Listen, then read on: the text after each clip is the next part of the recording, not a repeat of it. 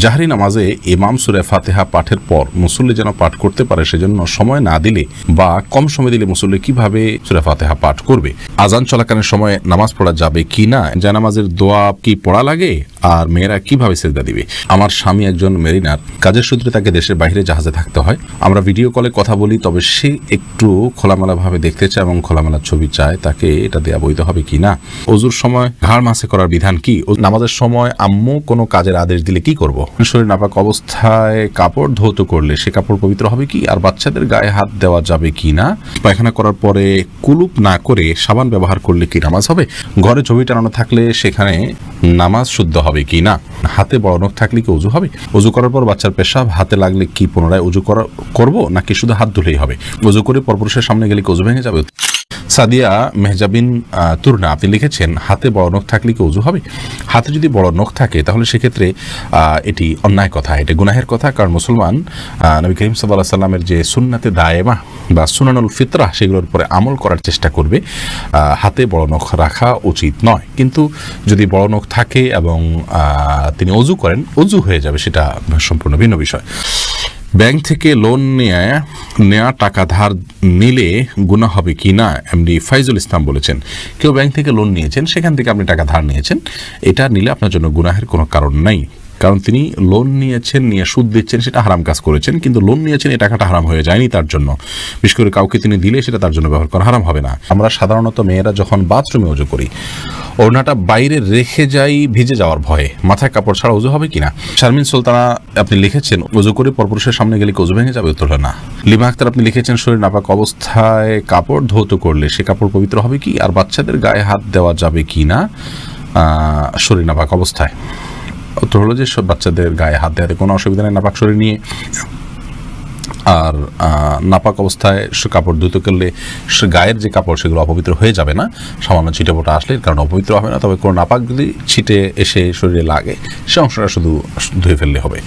হাসনা রতন, আর যদি শুধু পানি ছিটে আসে তাহলে তার কারণে সমস্যার কারণে নামাজ হবে না, এরকম বিষয় না।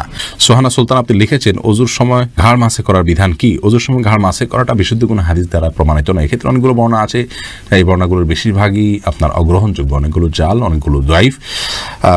এক্ষেত্রে অনেক উলামা ইকরাম এটাকে মুস্তাহাব বলে থাকেন, কিন্তু মুস্তাহাব বা সুন্নাহ, বিশেষ করে সুন্নাহ সাব্যস্ত হওয়ার মতো দলিল নেই। যে দলিলগুলো আছে সেগুলো যে সমস্ত উলামা ইকরাম মুস্তাহাব মনে করে থাকেন, কারোর কাছে দলিলটা অধিকতর শক্তিশালী মনে হয় তিনি আমল করবেন, কিন্তু আমরা এটাকে শক্তিশালী মনে করি না। এই সম্পর্কে দলিলগুলোকে পর্যালোচনা করলে মনে হয় যে ঘাড় মাসের বিষয়টি মানে হাদিস দ্বারা সাব্যস্ত নয়।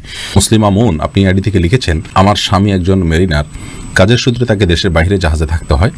আমরা ভিডিও কলে কথা বলি, তবে সে একটু খোলামেলাভাবে দেখতে চায় এবং খোলামেলা ছবি চায়, তাকে এটা দেয়া বৈধ হবে কি না। বোন, এ বিষয়ে উত্তর হলো যে স্বামী স্ত্রী একে অন্য দ্বারা উপকৃত হতে পারবেন এবং একে অন্যের শরীরের যে কোনো অংশ থেকেই তারা আপনার তাদের যে জৈবিক চাহিদা আছে সেটা পূরণ করতে পারেন, সেটা দেখার মাধ্যমে হতে পারে।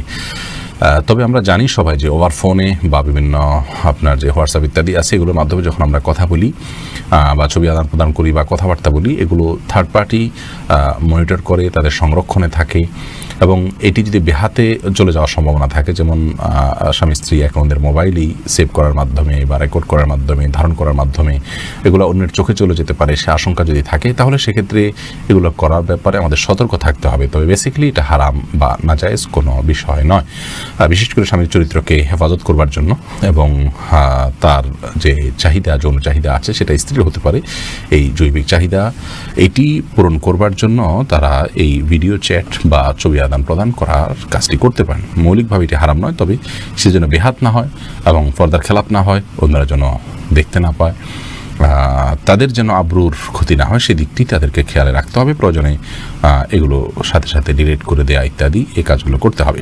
কুয়াশাবাজার শহরে আইডি থেকে আপনি লিখেছেন, পশ্চিম দিকে পা দিয়ে শোয়া কি গুনাহ। কোনো হাদিসের সরাসরি নিষেধ নাই, কিন্তু আমাদের এই অঞ্চলে কারোর দিকে পাও দেওয়া, সম্মানজনক কোনো ব্যক্তির দিকে পাও যাওয়াটাকে অসম্মানজনক মনে করা হয়, সেজন্য আল্লাহর শেয়ার তথা কেবলার প্রতি শ্রদ্ধা রেখে যদি পা না দেওয়া হয় সেটা প্রশংসনীয়, কিন্তু কোন হাদিসে সরাসরি নিষেধ নেই কেবলার দিকে পা দেওয়ার ব্যাপারে, থুতু ফেলতে নিষেধ করা আছে।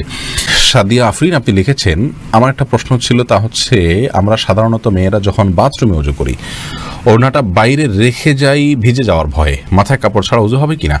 মাথায় কাপড় ছাড়া উজু হবে, কোনো অসুবিধা নেই। আপনি উজু করতে গেলে মাথায় কাপড় দিলে তো বরং কাপড় ভিজবে, এটাই তো স্বাভাবিক। আপনি মুখের চুলের গোড়া থেকে নিয়ে আপনার কানের লতি পর্যন্ত সব যখন ধুইতে যাবেন তখন তো আপনার ওড়না ভিজে যাবে, অতএব ওড়না খুলে উজু করাতে কোনো অসুবিধা নেই। মারিয়াম মিজান এটি থেকে আপনি লিখেছেন ইউটিউব চ্যানেলে, উজু করার পর বাচ্চার পেশাব হাতে লাগলে কি পুনরায় উজু করব নাকি শুধু হাত ধুলেই হবে? না, পুনরায় উজু করার দরকার নেই। বাচ্চার পেশাব যদি হাতে লেগেছে আপনার উজু অবস্থায়, তাহলে যে অংশে হাতে লেগেছে ওই অংশটা পানি দিয়ে ধুয়ে ফেললে চলবে। এরপরে কামরুজ্জামান কামরুল লিখেছেন, আতর ব্যতীত সেন্ট বা সুগন্ধি পোশাকে ব্যবহার করলে কি নামাজ আদায় হবে? আতর ছাড়া যদি সেন্ট বা সুগন্ধি স্প্রে আপনি ব্যবহার করেন, এটা ব্যবহার করে একটু বিলম্বে নামাজ পড়াটা উচিত। আমাদের অনেকে মনে করেন যে এটাতে যে অ্যালকোহলটা আছে সেটা নাপাক, অনেক ওলামায়ে কেরাম মনে করেন, যার কারণে কিছু সময় পর নামাজ পড়লে সেটা বাষ্প হয়ে চলে যাবে, তারপর নামাজ হয়ে যাবে, কোনো অসুবিধা নেই।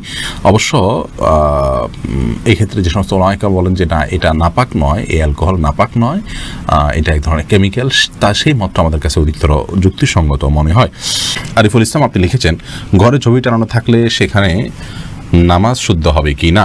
কোনো বাসা বাড়িতে কোনো অফিস যদি ছবি টাঙানো থাকে সেই জায়গায় সালাত আদায় করলে সালাত হয়ে যাবে, কিন্তু এরকম জায়গায় নামাজ পড়াটা মাকরুহ। নবী করিম সাল্লাল্লাহু আলাইহি ওয়াসাল্লাম একবার আয়েশা রাদিয়াল্লাহু তাআলার বাসায় সালাত আদায় করছিলেন, সেখানে পর্দায় কিছু ছবি ছিল, তখন তিনি বলছিলেন যে ছবিগুলো আমার সালাতের মনোযোগ নষ্ট করছে, তুমি এটা সরিয়ে ফেলাও। তারপর তিনি সেখানে সালাত আদায় করেছেন। এই জন্য বোঝা যায় ছবি টাঙানো থাকলে সেখানে সালাত আদায় করাটা অনুচিত, অনুত্তম, মাকরুহ। কিন্তু আপনার সালাত আদায় করলে এরকম জায়গায় সালাত হয়ে যাবে, বিকল্প জায়গা থাকলে অবশ্যই সেখানে সালাত আদায় করা উচিত।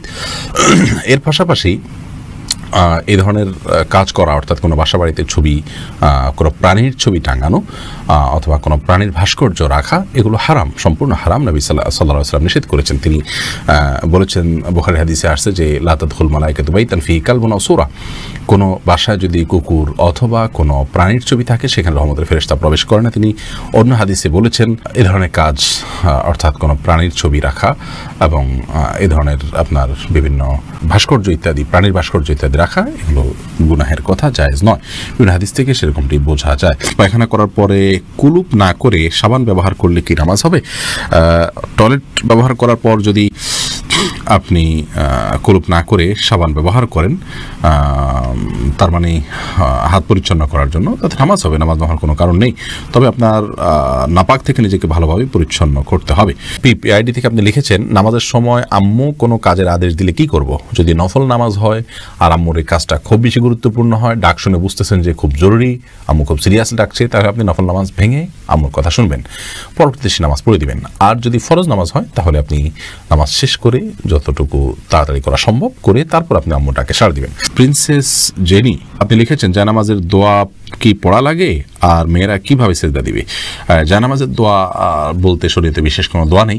আমরা জানামাজের উপরে দাঁড়িয়ে সরাসরি সালাত শুরু করব। আমরা যে ইন্নিওয়াজ যেহেতু এরকম একটা দোয়া শিখেছি জানামাজের নামে, এরকম কোনো বিশেষ আপনার দোয়ার কথা কোরআন হাদিসে কোথাও বলা হয়নি। আজান চলাকালীন সময় নামাজ পড়া যাবে কি না, এমডি আলাউদ্দিন আপনি প্রশ্ন করেছেন। আজান চলাকালীন সময় সালাত পড়া যেতে পারে, আজান চলাকালীন সময় যে নামাজ পড়া যাবে না এমন কোনো কথা কোরআন হাদিসে কোথাও বলা হয়নি। তবে হ্যাঁ, আপনি জানেন যে এখনই আজান শুরু হবে, তাহলে আজানের জবাব দেওয়া সুন্নাত, সেজন্য শেষ সুন্নাতটা পালন করে তারপর আপনি সালাত পড়বেন। জাকির হুসাইন আপনি লিখেছেন, জাহরি নামাজে ইমাম সূরা ফাতিহা পাঠের পর মুসল্লি যেন পাঠ করতে পারে সেজন্য সময় না দিলে বা কম সময় দিলে মুসল্লি কিভাবে সূরা ফাতিহা পাঠ করবে? যেসব সালাতে ইমাম প্রকাশ্যে কেরাত পড়েন, যেমন মাগরিব, এশা এবং ফজর, সে সমস্ত সালাতগুলোতে মুসল্লি ইমাম সাহেবের কেরাত শ্রবণ করবেন, পাঠ করতে যাবেন না। এটাই হলো আপনার সবচেয়ে বিশুদ্ধতম মত এবং এই মতটি অধিকতর নিরাপদ। এর কারণ হলো যে ইমাম যখন উচ্চস্বরে কেরাত পড়বেন তার পেছনে আপনি কখন কেরাত পড়তে যাবেন? অনেকে বলেন যে সূরা ফাতিহা যখন ইমাম পড়বেন, একটা আয়াত পড়ার পরে তিনি দ্বিতীয় আয়াতের মাঝে যখন থামবেন এই ফাঁকে পড়ে ফেলবেন। তো এতটুকু বিরতিতে কোনো ইমাম সাহেব দেন না যে ওই আয়াতটি আবার পুনরায় পড়া যায়। যখন কোরআন পাঠ করা হবে তখন তো আমাদেরকে শুনতে হবে। আল্লাহ তাআলা বলেছেন, ওয়াইদা কুরিয়াল কোরআন ফাসতামিউ লাহু আনসিতু লাআল্লাকুম তুরহামুন, যখন কোরআন পাঠ করা হয়, তেলাওয়াত করা হয়, তখন তোমরা শুনবে এবং মনোযোগ দিয়ে শুনবে এবং চুপ থাকবে।